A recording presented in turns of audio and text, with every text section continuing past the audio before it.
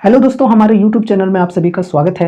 आज की इस वीडियो में हम एक बहुत ही बड़ी न्यूज़ के ऊपर डिस्कशन करने वाले हैं जो कि केमिकल सेक्टर से रिलेटेड होने वाली है। यार, इस न्यूज़ को जानने के बाद आपको केमिकल सेक्टर के ऊपर थोड़ी सी क्लैरिफिकेशन मिल पाएगी कि शॉर्ट टर्म में हमारा केमिकल सेक्टर कैसा परफॉर्मेंस कर सकता है, क्या ऊपर जा सकता है या फिर नीचे आ सकता है। साथ ही साथ लॉन्ग टर्म के बारे में भी आपको क्लैरिफिकेशन मिलेगी कि लॉन्ग टर्म में हमारा केमिकल सेक्टर कैसा परफॉर्म कर सकता है, बुल रन देखने को मिलेगी या फिर बियर। ये सारी इंफॉर्मेशन अभी आपको इस न्यूज के अनुसार मिलने वाली है। ठीक है, तो अगर आपने केमिकल सेक्टर में इन्वेस्ट कर रखा है तो ये वीडियो आपको देखना बहुत ही ज़्यादा जरूरी है। और अगर आपने केमिकल सेक्टर में इन्वेस्ट नहीं भी किया है तो भी न्यूज से आपको अपडेटेड रहना जरूरी है, ताकि आपको पता चले कि हमारा जो इंडियन स्टॉक मार्केट है उसमें क्या क्या चीज़ें हो रही हैं। ये सारी अपडेट्स आपको होना जरूरी है। ठीक है, चलो शुरू करते हैं। जैसा कि हो सकता है आप लोगों को ये मालूम होगा कि अभी कुछ टाइम से हमारा जो केमिकल सेक्टर है लगातार गिरावट दिखा रही है। और पिछले ट्रेडिंग डे की बात करें तो उस दिन भी काफ़ी ज़्यादा गिरावट देखने को मिली हमारे केमिकल के स्टॉक्स में, चाहे हम बात करें फाइन ऑर्गेनिक्स की, विनाती ऑर्गेनिक्स की, या फिर और भी इस तरह के जो भी केमिकल के स्टॉक्स हैं, नवीन फ्लोरिन वगैरह जो भी स्टॉक्स हैं, ज़्यादातर स्टॉक्स में हमें बहुत ही ज़्यादा गिरावट देखने को मिली। लेकिन और सब जो सेक्टर्स की बात करें वो सब में तेज़ी थी, लेकिन केमिकल सेक्टर की बात की जाए उसमें गिरावट हमें देखने को मिल रही थी। तो वो रीजन क्या है अभी हम लोग डिस्कस करेंगे। ठीक है, यहाँ पर देखो ये एक न्यूज आती है मनी कंट्रोल की तरफ से, जिसमें यहाँ पर लिखा हुआ होता है केमिकल स्टॉक्स टू फेस, एक minute, chemical stocks to face near term pressure on demand slowdown but capex to add future growth. मतलब केमिकल स्टॉक अभी फेस कर सकती है नियर टर्म प्रेशर, मतलब अभी शॉर्ट टर्म में केमिकल स्टॉक्स के ऊपर प्रेशर हमें देखने को मिल रही है और आगे भी मिलेगी। ठीक है, क्योंकि यहाँ पर डिमांड स्लो डाउन हो चुकी है, डिमांड घट चुकी है हमारे जो केमिकल स्टॉक्स हैं उनमें, केमिकल की जो कंपनीज हैं उनमें डिमांड की कमी देखने को मिली है। इसकी वजह से अभी शॉर्ट टर्म में यहाँ पर प्रेशर देखने को मिल सकती है केमिकल सेक्टर के स्टॉक्स में। ठीक है, तो यहाँ पर डिमांड की कमी है। ठीक है, एंड उसके बाद लिखा हुआ है but capex to add future growth. लेकिन जो केमिकल स्टॉक्स हैं वो कैपेक्स कर रहे हैं, जिसकी वजह से फ्यूचर में हमें ग्रोथ भी देखने को मिल सकते हैं। ये भी है, तो पॉजिटिव भी है एंड नेगेटिव भी है। तो यहाँ पर देखो थोड़ा सा डिटेल्स में लिखा हुआ है, while the near term pain for chemical stock is expected to continue due to a demand slow down and pricing pressure in the sector.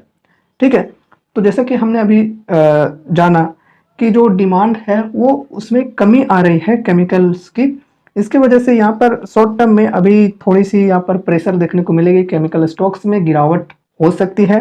And उसके बाद देखो यहाँ पर लिखा हुआ है the long term outlook looks bright amid expectations of a strong recovery and capex plan।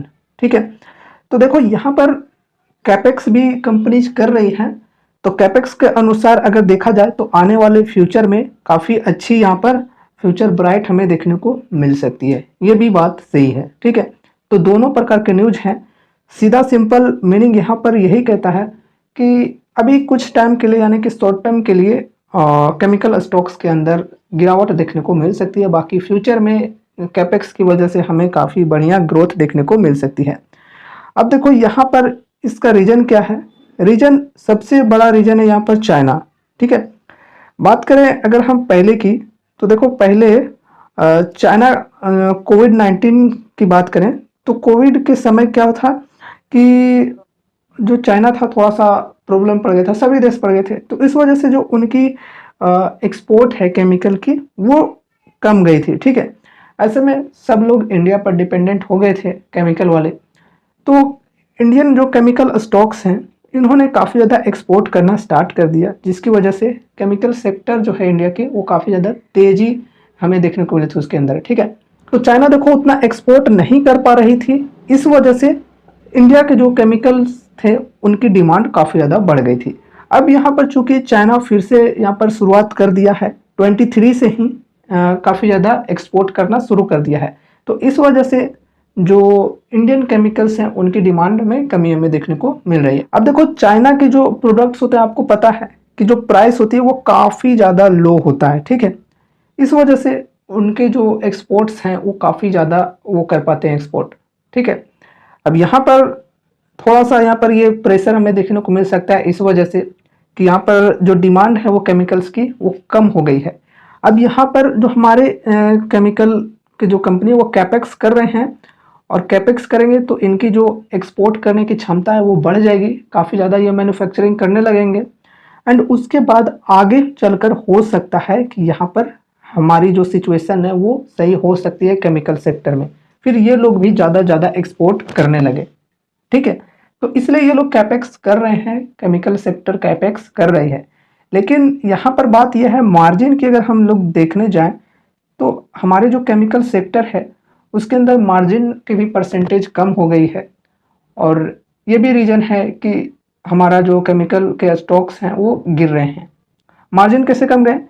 ये लोग कर रहे हैं कैपेक्स, ठीक है। तो कैपेक्स करने के लिए फंड चाहिए और उसके लिए ये लोग कर्ज वगैरह ले रहे हैं और कर्ज ले रहे हैं तो उनका इंटरेस्ट उनको देना ही होगा, ठीक है। तो इंटरेस्ट देने के लिए जो भी रेवेन्यू ये लोग कर रहे हैं तो उसमें से टैक्स वगैरह तो सब कुछ देना ही पड़ता है, एम्प्लॉयज़ को भी देना ही पड़ता है, बाकी यहाँ पर डेट का जो इंटरेस्ट है वो चला जाता है। तो इस वजह से यहाँ पर मार्जिन जो है वो कम गई है और यहाँ पर इस वजह से मार्जिन घटने की वजह से यहाँ पर प्रॉफिट के अंदर कमी देखने को मिलेगी आपको ये सब स्टॉक्स के अंदर। अब जब कैपेक्स हो जाएगा इनका पूरा अच्छी तरह से सेटअप हो जाएगा, मैन्युफैक्चरिंग होने लगेगी केमिकल्स की, तब यहाँ पर ज़्यादा से ज़्यादा ये लोग एक्सपोर्ट करेंगे एंड उसके बाद ये सारी चीज़ें ठीक हो सकती है आगे चलकर। ज़्यादा से ज़्यादा एक्सपोर्ट करेंगे, फिर अपने कर्ज को रिड्यूस करने की कोशिश करेंगे, रिड्यूस हो जाएगा तब और भी बढ़िया मार्जिन बनेगा, ठीक है। अब देखो एक्सपोर्ट ज़्यादा करेंगे ना तो यहाँ पर चूँकि सेल्स बढ़ रही है तो ओवरऑल मार्जिन कम भी है, तो थोड़ा सा कम मार्जिन भी है लेकिन सेल्स ज़्यादा होंगे तो ओवरऑल प्रॉफिट भी थोड़ा सा बढ़ा हुआ हमें देखने को मिलेगा। एंड उसके बाद जब डेट यहाँ पर हमारा ख़त्म हो जाएगा तब और भी बढ़िया मार्जिन बनेगी कंपनीज की, तब यहाँ पर और भी बेहतरीन तेज़ी हमें देखने को मिलेगी। लेकिन ये सब में टाइम कितना लगेगा, कितना टाइम लगेगा ये सब में, वो भी हम लोग अभी डिस्कशन करेंगे, ठीक है। तो ये सब में अगर मैं सीधा ऐसे बोलूँ तो फाइनेंशियल ईयर 2024 की बात की जाए तो इसमें अभी कुछ नहीं होने वाला है।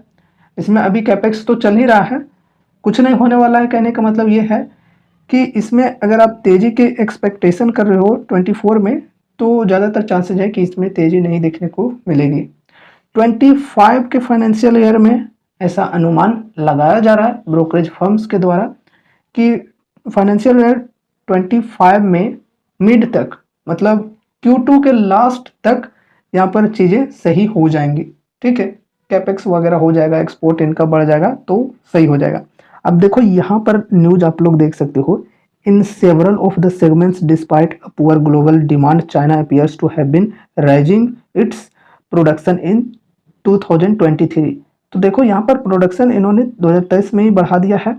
अब putting downward pressure on realisations specially for domestic players, brokerage firm Prabhudas Lilladher highlighted. तो ये जो प्रभुदास लीलाधर ब्रोकरेज फर्म है इन्होंने हाईलाइट किया है इस चीज़ को, ठीक है। बाकी वही सब न्यूज हैं डिमांड स्लो डाउन वाला। तो प्रभु लीलादास जो ब्रोकरेज फर्म है उन्होंने यहाँ पर कुछ स्टॉक्स जो है केमिकल की उस पर रेटिंग्स दिए हैं अपने।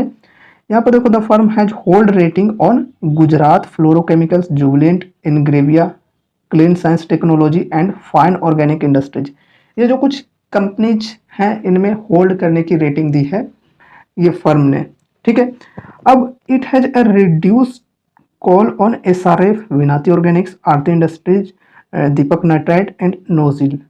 तो ये सब जो कंपनीज हैं इनमें थोड़ा सा रिड्यूस करने के लिए बोला है, ठीक है। जैसे 10 शेयर हैं तो इसमें घटाकर 8 करने के लिए बोला या फिर 6, 5, थोड़ा सा जो है क्वांटिटी उसे रिड्यूस करने के लिए बोला है यहाँ पर, ठीक है। एंड उसके बाद the brokerage has a cell recommendation on Lakshmi organic. तो लक्ष्मी ऑर्गेनिक के अंदर सेल करने के लिए रिकमेंडेशन दिया है ये ब्रोकरेज फर्म ने, ठीक है। तो यहाँ पर लक्ष्मी ऑर्गेनिक की बात की जाए तो ये एक काफ़ी छोटी कंपनी है और यहाँ पर जो अभी करेक्शन की बात की जाए, ये अभी तक लगभग 65% तक टूट चुकी है। ठीक है, तो यहाँ पर सेल की रिकमेंडेशन दिए हैं लक्ष्मी ऑर्गेनिक के अंदर। ठीक है, in contrast Navin Fluorine emerged as the only chemical stock garnering an upgrade to buy from the brokerage largely due to the recent correction in the stock price। तो देखो यहाँ पर एक नवीन फ्लोरिन है, इसको यहाँ पर बाय की रिकमेंडेशन दिया है इस ब्रोकरेज फर्म ने, और काफ़ी सारे ब्रोकरेज फर्म्स ने भी इस प्रकार से अपने अपने ओपिनियंस दिए हैं। ठीक है, केमिकल सेक्टर के स्टॉक्स के ऊपर, क्योंकि नवीन फ्लोरिन ऑलरेडी काफ़ी करेक्शन दे चुकी है और यहाँ पर नवीन फ्लोरिन के अंदर बाय की रिकमेंडेशन दी जा रही है। ठीक है, चलो नेक्स्ट यहाँ पर बढ़ते हैं। Pain to continue for a few more quarters, यहाँ पर जैसा कि देख सकते हो, जैसा कि अभी हमने देखा कि आगे भी कुछ क्वार्टर्स तक हमें ये पेन देखने को मिल सकती है। यहाँ पर देखो कहाँ से शुरू करूँ। Globally suggest that pain due to muted demand and pricing pressure is likely to persist till at least the first quarter of 25। यहाँ पर फर्स्ट क्वार्टर ऑफ 25 लिखा हुआ है। ठीक है, and meaning there is still a long way for the stock prices of chemical companies to recover from a correction that began last year. ठीक है, तो यहाँ पर कहने का मतलब है कि FY24 25 तक ये सही हो सकती है, क्वार्टर 1 या क्वार्टर 2। कोई क्वार्टर 2 बोला है तो कोई क्वार्टर 1 बोला है। अब यहाँ पर देखो AK प्रभाकर हैं जो कि head of research eight IDBI capital के हैं। ठीक है, IDBI कैपिटल के रिसर्च के हेड हैं AK प्रभाकर, जिन्होंने यहाँ पर कहा है set the 6 month outlook for the sector is not encouraging for investor. 1 or more quarters of bad results will be possible. People who have long term views need not worry, he said। ठीक है, तो यहाँ पर इन्होंने कहा है कि approx यहाँ पर 6 मंथ का जो आउटलुक है वो थोड़ा सा यहाँ पर खराब है इन्वेस्टर्स के लिए, बाकी लॉन्ग टर्म इन्वेस्टर्स को चिंता करने की जरूरत नहीं है, ये यहाँ पर इनका कहना है। बाकी यहाँ पर लॉन्ग टर्म आउटलुक ब्राइट यहाँ पर इन्होंने लिखा हुआ है। while the near term pressure is most likely to persist, analysts as well as industry participants are bullish on the sector's long term growth। And फिर यहाँ पर क्योंकि एक्सपेंशन ये लोग कर रहे हैं, इसलिए यहाँ पर ये लोग बुलिश हैं फ्यूचर के लिए। ठीक है, एंड देख सकते हो कैपेसिटी एक्सपेंशन अंडर वे। ठीक है, तो अभी कैपेसिटी एक्सपेंशन की जा रही है, एक्सपेंशन कर लेने के बाद यहाँ पर जो कैपेसिटी है केमिकल्स प्रोड्यूस करने की वो बढ़ जाएगी, तो यहाँ पर ज़्यादा से ज़्यादा हमारी जो कंपनीज हैं वो एक्सपोर्ट कर पाएंगी, थोड़ा सा चाइना को बीट कर पाएंगी, क्योंकि जो चाइना है वो काफ़ी ज़्यादा एक्सपोर्ट करती है केमिकल्स। ठीक है, अगर हम स्पेशलिटी केमिकल की बात करें तो चाइना काफ़ी ज़्यादा एक्सपोर्ट करती है, वर्ल्ड में सबसे ज़्यादा चाइना एक्सपोर्ट करती है। ठीक है, और वहाँ ही ज़्यादा मतलब मैन्युफैक्चरिंग की जाती है। ठीक है, अब यहाँ पर मौलिक पटेल की बात की जाए, चेयरमैन एंड मैनेजिंग डायरेक्टर हैं एक केमिकल कंपनी एपिग्रल की। ठीक है, is already seeing green shoots emerging in the domestic market and anticipates global demand to normalize by the end of the first half of 25।